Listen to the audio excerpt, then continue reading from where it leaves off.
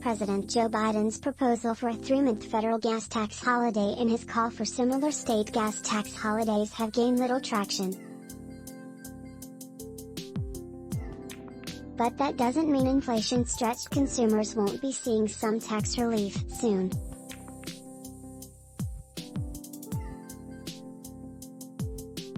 For a second year in a row, states, flush with federal COVID relief money and, in many cases, higher than expected tax revenues, have been busy passing income, sales and gas tax cuts and increasing earned income tax credits.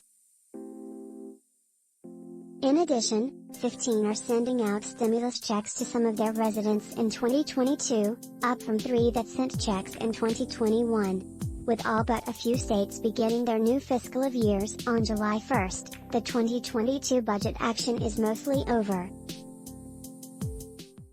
According to a June 21 tally from the Tax Policy Center, 27 states and the District of Columbia had incorporated tax cuts of some variety into their new budgets. That almost matches the 29 states, plus D.C., that cut taxes last year. 10 states reduced individual income tax rates in 2022, one more than in 2021, according to the analysis by Richard C. Auxier, a senior policy associate at TPC. A budget deal just reached in California would send inflation relief stimulus checks of up to $1.050 to approximately 23 million residents. And Massachusetts is still haggling over its new budget, which could include some tax relief if Republican Governor Charlie Baker has his way.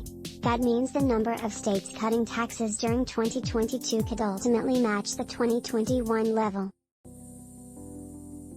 States, particularly Republican-led ones, have long attempted to attract new residents with low or no state income taxes.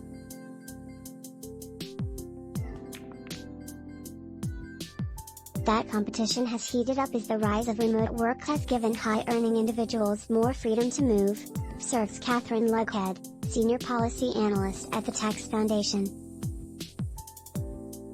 In 2021, she notes, most of the income tax cuts were pushed by states with Republican legislators and governors. But 2022 showed more bipartisan reforms across the board, as competition to attract new workers and businesses spread. Loughead cites Wisconsin, with a Republican-controlled legislature and Democratic Governor Tony Evers as one example.